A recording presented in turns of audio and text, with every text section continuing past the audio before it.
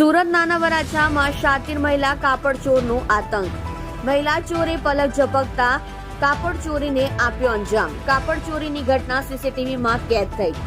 3 મહિલા શાતીર ચોર કેમેરામાં કેદ. સીસીટીવી થયા વાયરલ. મહિલા પહેલા કાપડ જોવાનો ઢોંગ કરે છે. 2 મહિલા ઊભી છે ત્યાં બીજી મહિલા બાળક લઈ આવે છે. ફેલાયેલા કપડાની આડમાં બીજી મહિલા કાપડની ચોરી કરે છે. આ બાબતે સરથાણા પોલીસમાં ફરિયાદ કરાઈ.